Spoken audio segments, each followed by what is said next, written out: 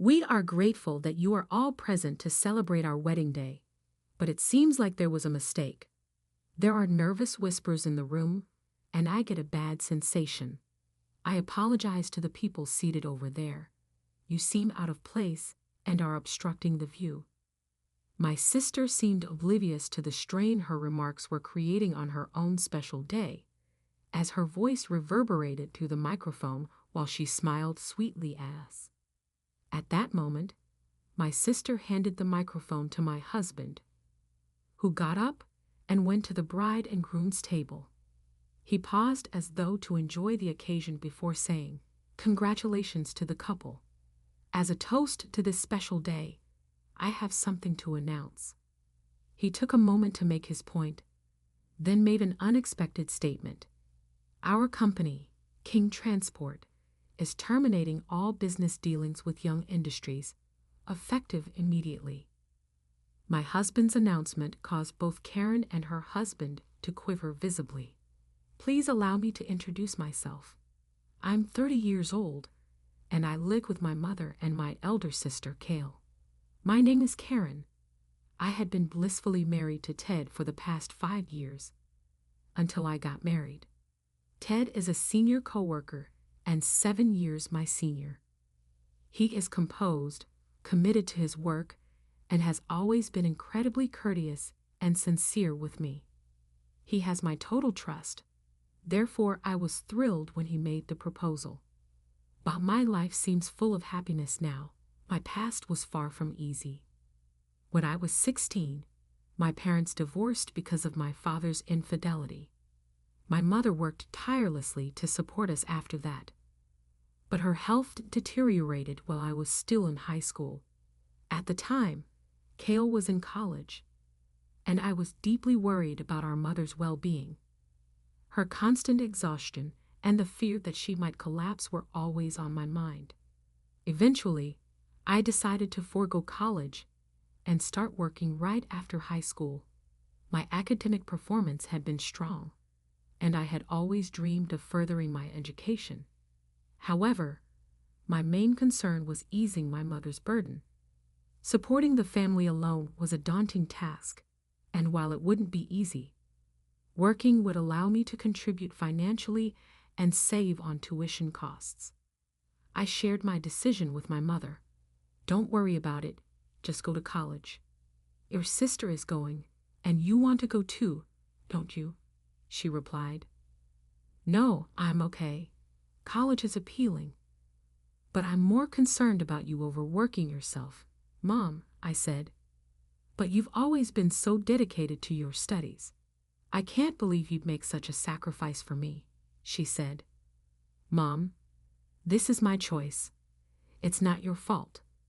Please take care of yourself, and don't push yourself too hard," I urged. With tears in her eyes, Mom responded, "I'm so grateful. I'm truly sorry. Since graduating high school, I've been focused on job hunting. With just a high school diploma, finding a suitable job proved to be quite challenging. However, my persistence paid off when a company saw my potential. I started working at King Transport, and I clearly remember the president's words during my interview. "We value enthusiasm and character above all. We have high expectations for you." Meanwhile, my sister Kiara, who had gone to college, was immersing herself in student life and seemed to be evolving with each passing day. "Mom, I won't be home for dinner tonight, and I won't be back until morning," she would announce, often staying out until dawn. One day, while I was enjoying a rare day off at home, Kiara came in, her expression tense. "Karen, aren't you supposed to be off work today? Could you please leave the house?" she asked sharply. I'm off. But what's going on?" I responded, puzzled. "My boyfriend is coming over today. He's very intelligent, and I prefer he doesn't find out that I have a sister who only graduated from high school." I was taken aback by her words, my shock momentarily overshadowing my anger. Mom and I have struggled to afford her college tuition, working tirelessly to make ends meet. Meanwhile, my sister seemed to be dismissing my own achievements and insulting me for not having a college degree. My frustration bubbled up, but I knew arguing wouldn't change her perspective. "All right, I'll leave the house for today," I said, trying to keep my composure and reminding myself that this was the path I had chosen. Afterward, my sister began dating only attractive, well-educated men and lived a glamorous life focused on status and appearances. The sister I once knew, beautiful, popular, and charming, had changed. She seemed to be a different person altogether, flaunting her new relationships and belittling me for my lack of higher education. Each new boyfriend she introduced was a subject of bragging, and she increasingly mocked me as an outdated and foolish woman. What motivated me was my clear goal of achieving independence for my mother. The support of my colleagues at work was also crucial. Initially, I felt like an outsider, a young female driver in a male-dominated transport company. I was an anomaly, and most of the female employees, who were part-time workers or housewives, kept their distance. Over time, however, their attitudes began to change. I was curious about why this shift occurred without any special effort on my part until one colleague approached me and said, "At first, we were a bit wary. We weren't sure what to expect." I laughed and shook my head. "Wary? Really?" He continued, "I know how hard you work and what a great person you are.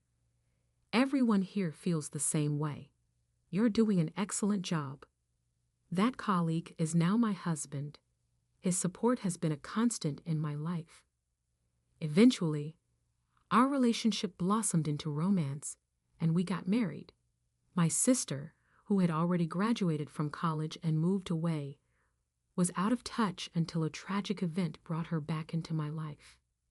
After my mother passed away suddenly from a myocardial infarction, my sister, relieved of her responsibilities, took charge of the funeral arrangements. It had been about 5 years since I last saw her. "It's been a long time, Karen," she said. "It has," I replied. "Is this your sister? And is this man your husband?" she asked, her eyes scanning my husband with a critical gaze. Her incredibly rude demeanor left me stunned. "Nice to meet you, Kara. I'm Ted, Karen's husband. Please accept my deepest condolences," he said with genuine politeness. "What? Just a worthless man?" she shot back dismissively. "Why would you say something so rude?" I demanded. "Be quiet. I heard you married an older man. Just some old guy, right?" "He's a very distinguished person," I countered. "And what does he do?" she asked, her tone as sharp as ever. It was typical of her to focus on someone's profession right after criticizing them. "He works in the same field as I do, transport. But that's not the main concern today. Working in transport isn't exactly impressive. A guy in that industry probably doesn't earn much, right? You two must be struggling to make ends meet. It's kind of pathetic," she said dismissively. "I chose this job. You don't know anything about our situation, so don't make assumptions," I retorted, my anger bubbling over. My husband placed a calming hand on my shoulder. "Karen, today is about your mother. We shouldn't let a sibling argument overshadow it. It would only make her sad," he said gently. His words helped me regain my composure. I chose to disregard my sister's snide comments and focus on cherishing these final moments with our mother. My sister was clearly irritated by my indifference, but her complaints seemed trivial on such a significant day. As we sorted through Mom's belongings later, I was overwhelmed by the memories of her vibrant presence and comforting words, sinking into profound sadness. Through it all, My husband remained a steady source of support and encouragement. 2 years after Mom's passing, my husband said, "Karen, we've received a wedding invitation." "Really?" I asked, surprised. "It's for my sister Kiara."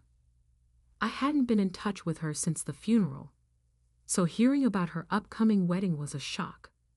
"I'm not sure I'm ready to attend," I admitted. "Maybe she's hoping to reconnect. You and she weren't always at odds, were you?" he suggested. "We used to be very close," I replied. "You're both adults now. This could be an opportunity to mend things. I'll go with you. Let's take this chance," he encouraged. Encouraged by his support, I marked my attendance on the invitation the next day and sent it back. On the day of the wedding, I was surprised to learn that my sister's new husband was the president of Young Industries. "That's impressive," my husband remarked. "Really?" I asked, intrigued. "Absolutely. It's a major deal. The wedding is quite elaborate, and there are many guests," he said as we made our way to the chapel. As we waited for the ceremony to begin, I watched my sister walk down the aisle in a stunning white wedding dress. She looked truly radiant, and I couldn't help but tear up with happiness for her. After the ceremony, as we were heading to the reception, we ran into my sister and her new husband. Nervous about this unexpected reunion, I approached them and extended my congratulations. "Congratulations on your wedding. You look absolutely beautiful today," I said warmly. My sister responded with an air of arrogance. "I never expected you to actually show up. Is this your sister, Wyatt?" the groom asked, eyeing my husband and me with a critical gaze. "Yes, that's her. The sister with no education," my sister replied dismissively. Wyatt chuckled mockingly. "Is this really her? She looks nothing like you. Rather plain." "What did you say?" I asked, anger flaring. Wyatt then glanced coldly at me and my husband. "Seems like just another average guy. They'd probably settle for each other," he added with a sneer. "Stop right there. It was the same at the funeral, but this is too much. Leave my husband out of this," I shot back, anger surging within me. "How pathetic. A high school grad like you showing up here is such an inconvenience. Just leave," my sister snapped, her words dripping with disdain. "If I'm such a bother, why invite me at all?" I replied. "My husband is a president, and I just wanted to celebrate our beautiful wedding with a grand affair. Meanwhile, you're stuck with a lackluster husband and a dull life. It must be frustrating for you," she sneered. "I just wanted to see that look of frustration on your face. It's awful that your husband came too. How cruel. Anyway, we're off to change outfits, so you high school graduates can leave now," she said, walking away. Trembling with rage, I turned to my husband. "Ted, it's all right," he said soothingly. "Karen, you're amazing. Education doesn't define your worth. Your sister, who can't see that, is truly blind." "But she insulted you and my work as well," I said, still upset. "I can forgive her. Don't worry about it. I'll handle this," Ted said with a smile, though his eyes betrayed deep anger. We made our way to the reception hall. When my sister and her husband reappeared in their new outfits, they looked displeased to see me still there. I remained calm and faced them. As the reception began, during her speech, my sister made a shocking announcement. "Thank you all for coming.